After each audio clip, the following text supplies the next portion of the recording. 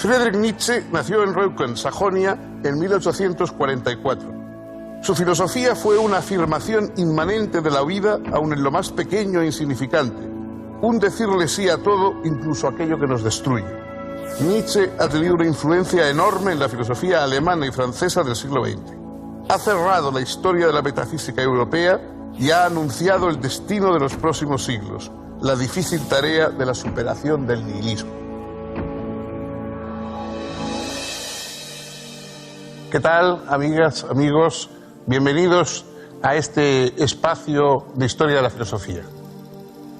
Hay algunos filósofos que han sido profesores de filosofía, aunque la mayoría de los grandes filósofos no lo fueron de modo ordinario, pero ha habido grandes filósofos profesores, como desde Santo Tomás de Aquino a Hegel, y en fin, y en nuestra época, pues probablemente la mayoría de los filósofos son de un modo o de otro profesores.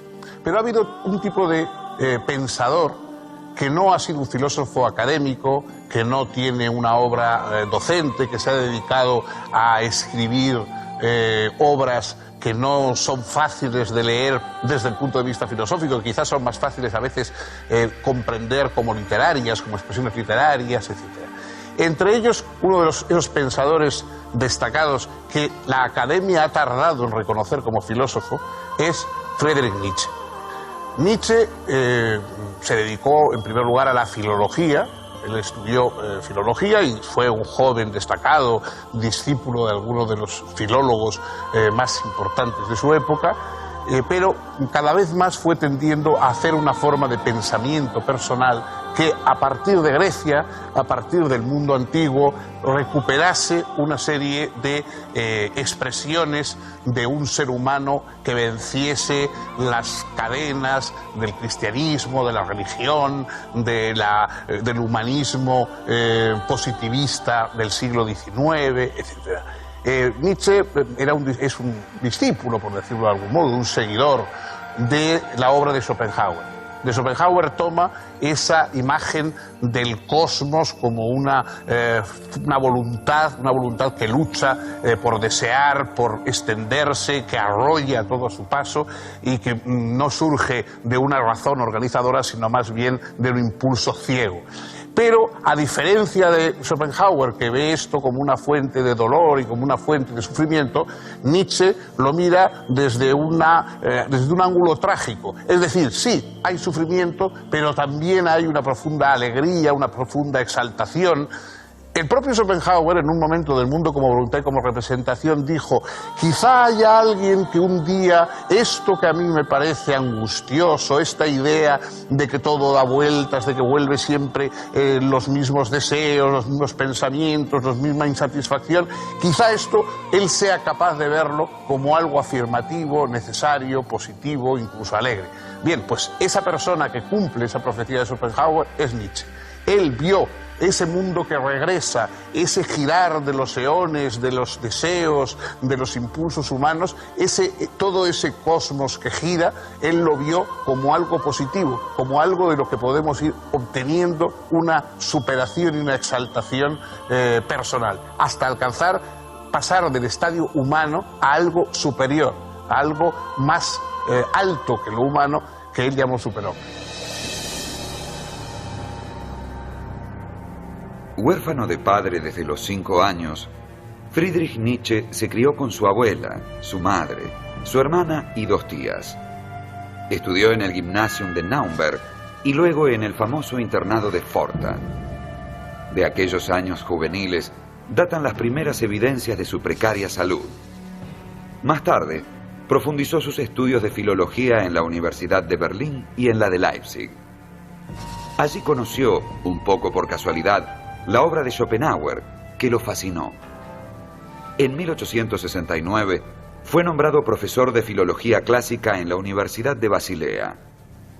Al estallar la guerra franco-prusiana, se incorporó como enfermero al ejército alemán, aunque sus habituales problemas de salud le impusieron el regreso a tareas académicas. En Basilea conoció al compositor Richard Wagner, que ejerció una enorme influencia sobre él. Nietzsche entendía que Wagner representaba la renovación de la cultura alemana. No es extraño, por eso, que la primera obra del filósofo, El origen de la tragedia en el espíritu de la música, tuviera la intención de justificar las concepciones dramáticas wagnerianas. Esta obra constituye, junto con la inmediatamente posterior, Consideraciones intempestivas, la primera etapa del desarrollo de la filosofía nietzscheana. Significó el fin de la carrera de Nietzsche como filólogo clásico. Y es que los colegas de Nietzsche no supieron comprender que el análisis que presentaba no era en modo alguno filológico, sino netamente filosófico.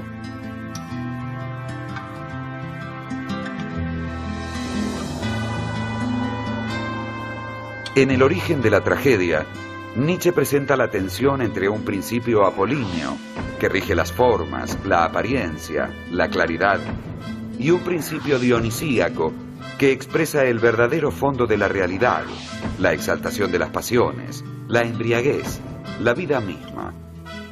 Así, en la tragedia, el artista proporciona un consuelo, mediante bellas formas, frente a lo puramente dionisíaco, amenazante y disolvente.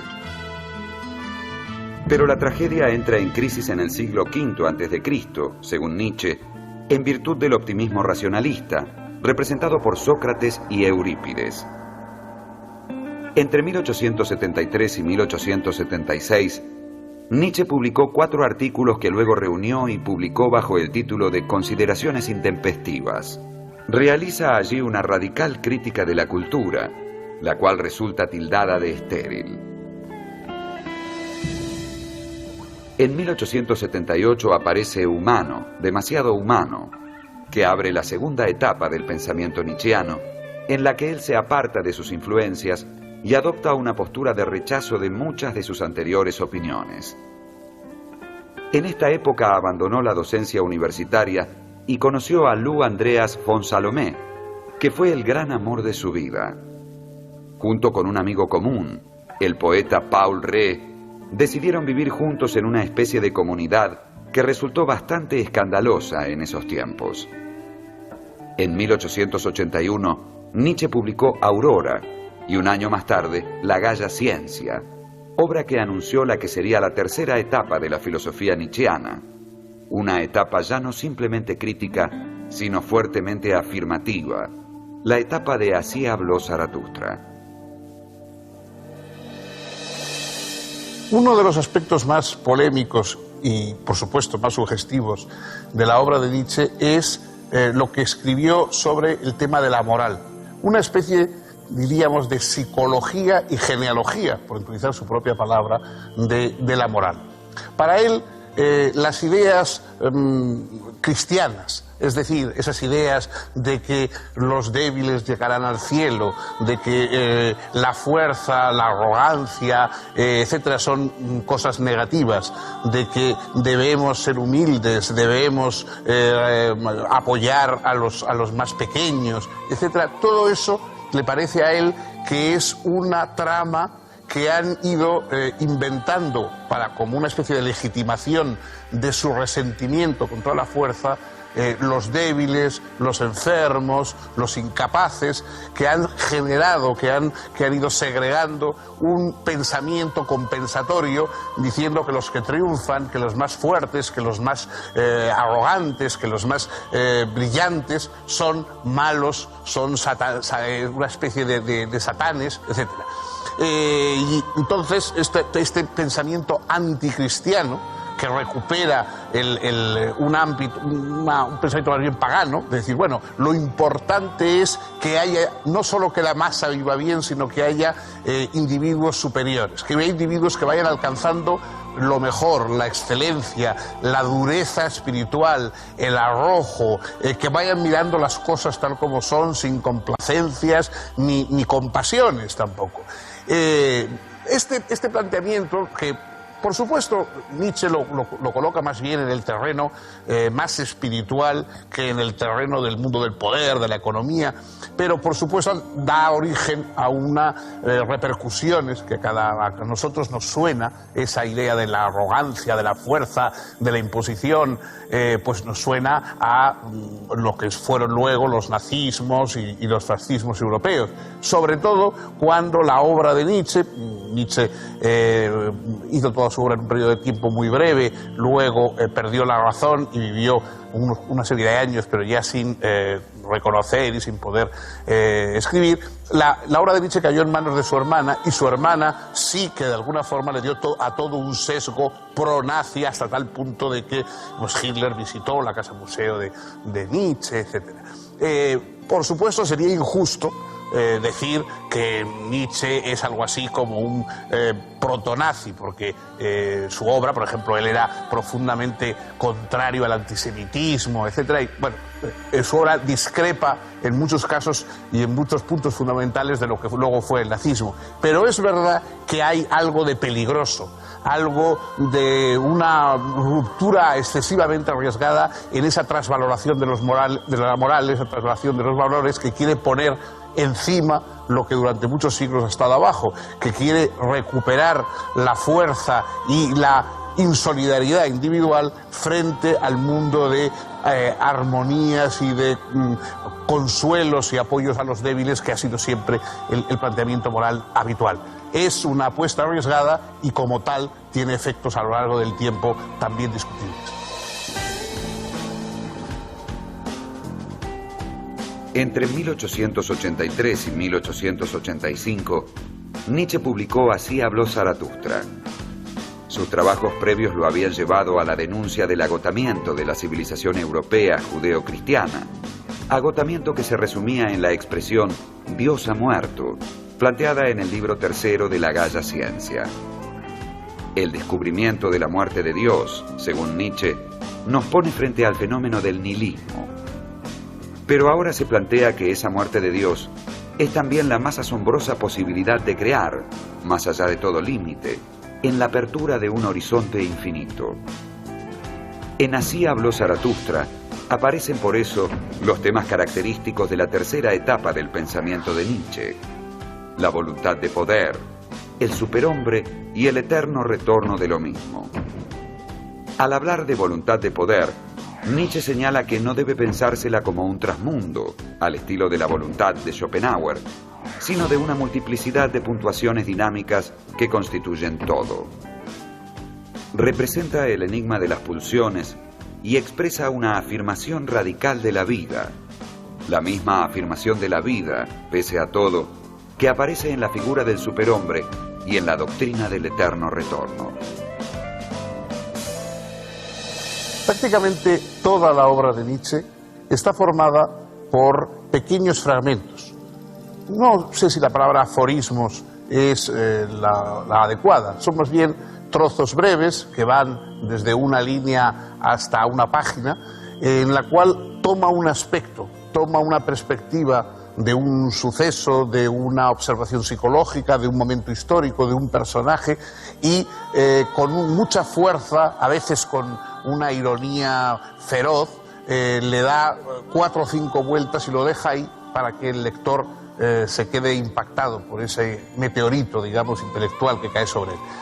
Probablemente esta forma de escribir tiene también algo que ver con las propias condiciones físicas de Nietzsche. Nietzsche pasó gran parte de su vida enfermo, vagando por Europa en búsqueda de un clima adecuado, allí en la Alta Engadina, buscando el aire puro, buscando también las temperaturas suaves en Italia.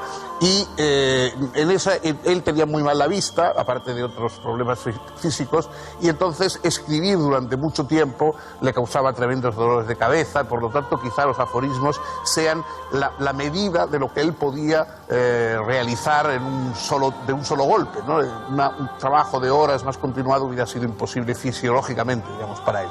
En uno de esos aforismos, de los más conocidos, esa especie de fragmento, digamos, se titula Dios se ha muerto, y entonces cuenta que hay una especie de ermitaño que va con un candil paseando entre los hombres y diciendo Dios se ha muerto, nadie se da cuenta que Dios ha muerto, nadie le da importancia. Y bueno, todo el mundo ríe, todo el mundo les pregunta, pero estaba enfermo, pero tal. Bueno, y sin embargo, al final dice, bueno, Dios ha muerto y ellos no se dan cuenta de que de alguna manera todo ha cambiado, de que ellos también, de que mucho de lo que había en ellos también ha muerto porque ha muerto la divinidad. ¿Qué divinidad es esa que ha muerto? Esa frase de Dios ha muerto que no se convierte en tan tópica, digamos, en nuestra modernidad. Ha muerto el Dios del sentido global del universo, el Dios de una verdad única, el Dios que daba de alguna manera, que sostenía y justificaba la tranquilidad intelectual de los seres humanos. La ciencia, el conocimiento, todo se basaba, aunque no fueran las personas religiosas, pero todas las basaban en una especie de gran idea de sentido, de verdad, de coherencia, que era lo que se llamaba la divinidad. Entonces dice, eso ha acabado, eso ha muerto. Estamos a las puertas de un siglo XX que él, de alguna manera, previó. Eso se ha hundido y ahora cada ser humano va a tener que sostener por sí mismo el sentido del mundo, el sentido del discurso. Ya no vamos a poder enchufarnos, digamos, a algún gran sentido cósmico, sino que vamos a tener que sostenerlo por nosotros mismos. De ahí la importancia de alcanzar esa especie de madurez superior intelectual que él llamó, con palabra equívoca, superhombre. La cuarta etapa del pensamiento de Nietzsche vuelve al planteo crítico. Comprende más allá del bien y del mal, la genealogía de la moral, el anticristo, el crepúsculo de los ídolos, el caso Wagner y su autobiografía Esse Homo. En 1889 Nietzsche sufrió un colapso, aparentemente debido a una sífilis, y debió ser internado con daño cerebral irreversible y parálisis general progresiva. Luego fue llevado a casa de su madre, donde fue cuidado por ella y por su hermana Elizabeth hasta su muerte en 1900.